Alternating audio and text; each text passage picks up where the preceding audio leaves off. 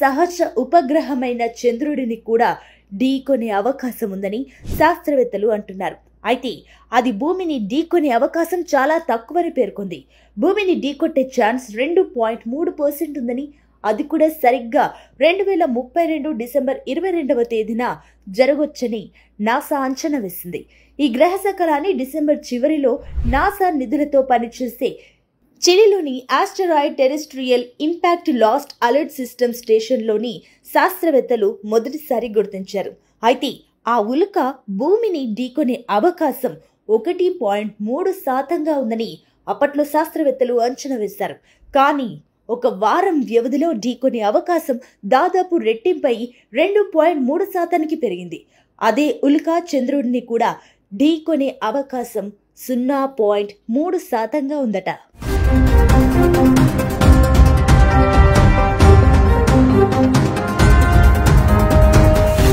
ఒకవేళ నిజంగానే ఆ ఉల్కా చంద్రుడిని ఢీకొంటే హిరోషిమాపై పడిన అణుబాంబు విధ్వంసం కంటే భయంకరంగా ఉంటుందంటూ 340 అణుబాంబులు ఒకేసారి చంద్రుడిపై పడితే ఎలా ఉంటుందో అంతటి విధ్వంసం ఉంటుందని కూడా సైంటిస్టులు చెబుతున్నారు. అదే జరిగితే ఆ దృశ్యాలు భూమిపై నుంచి చూడొచ్చని కూడా చెబుతున్నారు.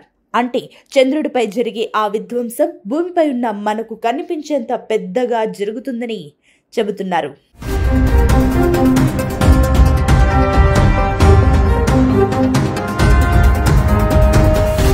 అయితే ఇప్పటికే నాసా ఆ గ్రహశకల కక్షను పర్యవేక్షిస్తోంది. అది భూమిని ఢీకొనకుండా దాని కక్షను దారి డైవర్ట్ చేసే ప్రయత్నాలు చేస్తోంది. NASA James Webb space telescope కూడా మార్చ్ 2025లో ఆ గ్రహశకలాన్ని పరిశీలించి ఆ గ్రహశకలం పరిమాణాన్ని బాగా అంచనా వేస్తుంది.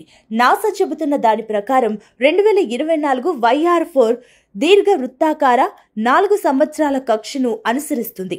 అంగారక గ్రహాన్ని దాటి బృహస్పతి వైపు వెళ్లే ముందు లోపలి గ్రహాల గుండా తిరుగుతుంది. ఒకవేళ భూమిని ఢీకొంటే అది ఏ ప్రాంతంలో ఢీకొంటుందో కూడా శాస్త్రవేత్తలు అంచనా వేశారు.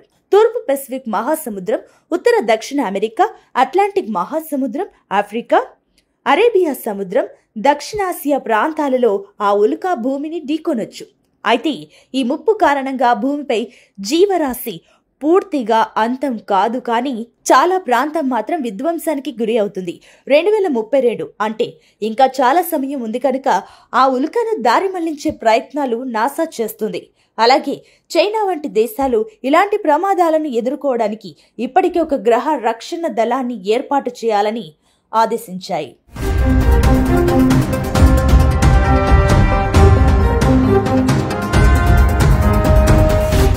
2024 YR4 భూమిని ఢీకొనకుండా రూట్ మార్చడానికి చైనా విశ్వ ప్రయత్నాలు చేస్తుంది. అందుకోసం ఖగోళ శాస్త్రవేత్తలను రంగంలోకి దింపింది. ప్రస్తుతం ఈ ఆస్టరాయిడ్ 1000 కిలోమీటర్ల దూరంలో ఉంది.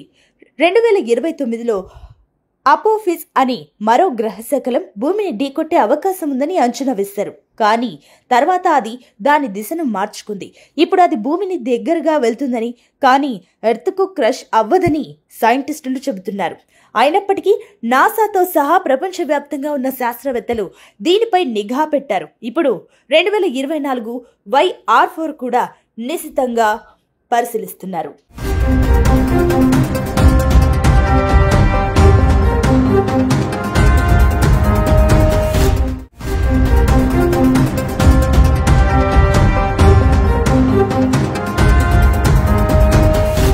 అనంత విశ్వంలో అనేక ఉల్కలు, అనేక తోకచుక్కలు, వీటి వల్లే ఎన్నో ప్రళయాలు. భూమి అంతమైపోతుంది, కలియుగం నాశనం కాబోతుంది. ఇప్పటి వరకు ఎన్నో పుకార్లు వింటూ వస్తున్నాం. అవన్నీ పుకార్లుగానో తప్పిన ప్రమాదాలుగానో మిగిలాయి. కానీ ఇప్పుడు నాసా సైంటిస్టులే పెను ముప్పు రాబోతుందని చెబుతున్నారు. ఒకప్పుడు భూమిపై డైనోసార్లు అంతరించిపోవడానికి కూడా గ్రహశకలమే కారణమని శాస్త్రీయ పరిశోధనలు స్పష్టం చేశాయి. ఇప్పుడు మరోసారి అలాంటి పెనుముప్పు రాబోతుందని నాసా హెచ్చరిస్తోంది. ఓ భారీ గ్రహశకలం భూమిని ఢీకొట్టేందుకు వాయు వేగంతో దూసుకువస్తుందని చెబుతోంది. ఆ గ్రహశకలం ఎప్పుడు వచ్చేది కూడా డేట్తో సహా చెబుతున్నారు శాస్త్రవేత్తలు.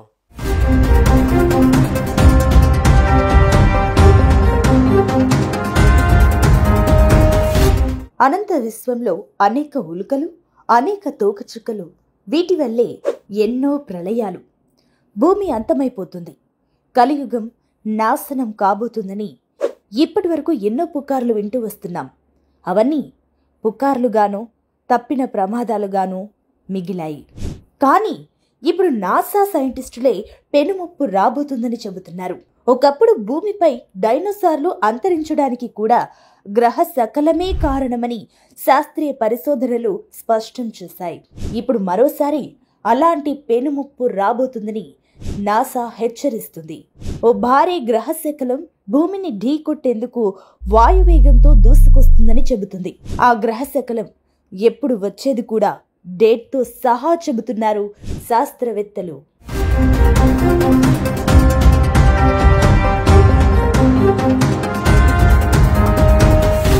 2024 YR4 గ్రహ శకలం అంతరిక్షంలో భూమి వైపు దూసుకొస్తుంది.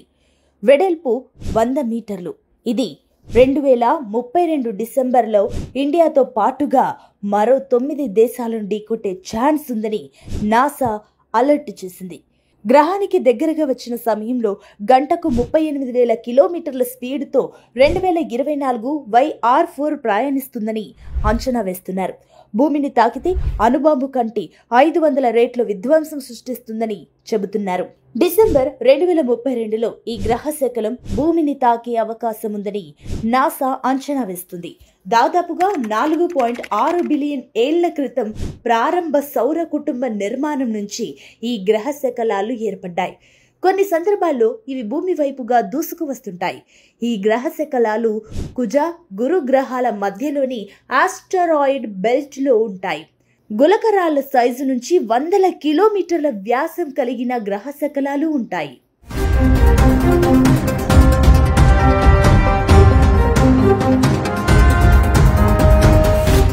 గ్రహ శకలం పడ్డ 50 కిలోమీటర్ల సరౌండింగ్స్ లో ఉన్న ప్రతిదీ కాలి బూడిదైపోతుంది. ఇది భూమిని తాకితే సుమారు 8 మిలియన్ టన్నుల TNT పవర్ విడుదలవుతుంది. ఒక TNT అంటే 4.184 గిగా జౌల్స్ పవర్ రిలీజ్ అవుతుంది. అయితే తాజా రిపోర్ట్స్ ప్రకారం ఆ గ్రహ శకలం భూమికి సహజ ఉపగ్రహమైన చంద్రుడిని కూడా ఢీకొనే అవకాశం ఉందని శాస్త్రవేత్తలు అంటున్నారు. అయితే అది భూమిని ఢీకొనే అవకాశం చాలా తక్కువని పేర్కొంది.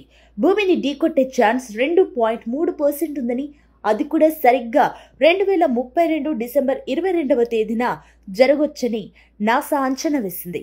ఈ గ్రహ శకలాన్ని డిసెంబర్ చివరిలో నాసా నిధులతో పనిచేసే